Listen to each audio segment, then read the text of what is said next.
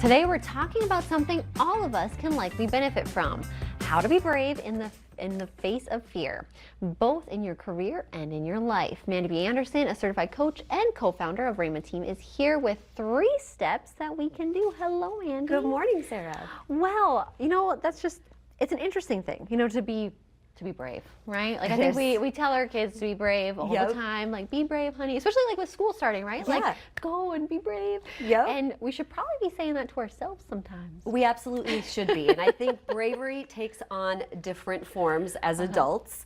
And this topic actually was a conversation in one of our leadership programs this week with some of the women that were going through it. So I thought this is a great topic to bring to the North Dakota Today audience. I love it. Well, we have a few talking points that we want to make sure that we're covering, right? But like, mindset is so important for all sorts of things. It is. And like, I feel like what you think about, you bring about. Yes. And that kind of goes hands in hand with this. It does. They say that fear dies in the face of action. And that's really where we get our courage and our bravery from, is by action. And too many people think they're going to feel brave before it, and that the fear is going to go away. Here's a secret: the fear never goes away. Like, you can have less fear, but I think fear is a good thing because it shows you where you can grow. It shows you that what you're doing is important and it matters.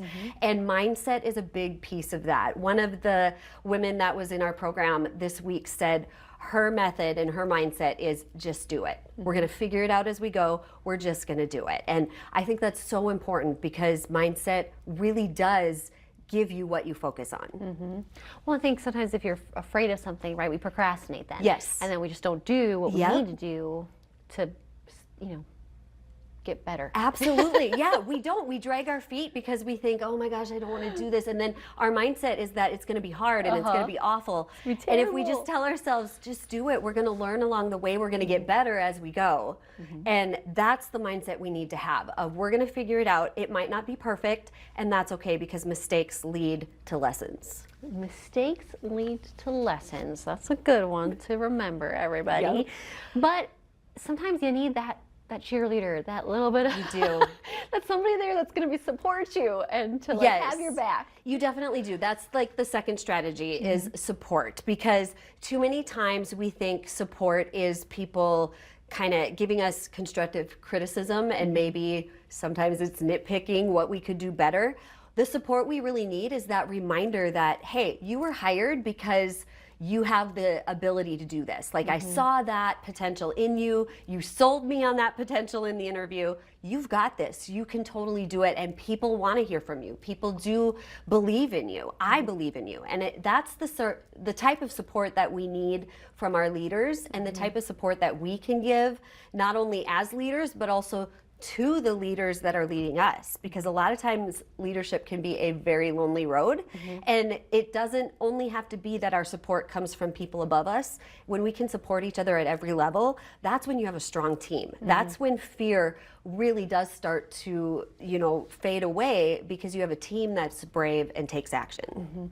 Well, I think a lot of people respond better to that kind of support. Yes, they do. Like, you're doing a great job. You're, like, we all, yes, it's good to know maybe some of the things that you could fix. But I would respond better to what you're saying, right? What you just said, versus saying, like, you know what, you need to work on X, Y, or Z. Yes.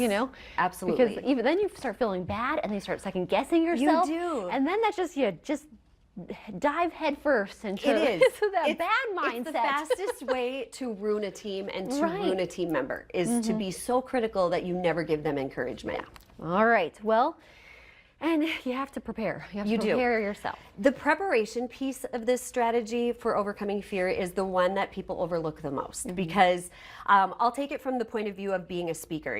I did a TEDx talk several years ago, and I put 100 hours or more into preparing for that, because I had never done a speech where I had to memorize it, and I was terrified of that. That would be terrifying. It is terrifying. But you know what? That preparation that I did, what that did is it built muscle memory. So the moment that I started to get scared, all I had to do is just remember my training. And people forget that. It doesn't have to just be in public speaking. It can be in your everyday job. Maybe you're in a new job. The more that you do something, they say it takes 100 hours to become an expert. The more that you do something every single day, the more confident you become, the more your muscle memory kicks in. And that is how you build bravery. Oh, I love that. We've got your information there up on the screen.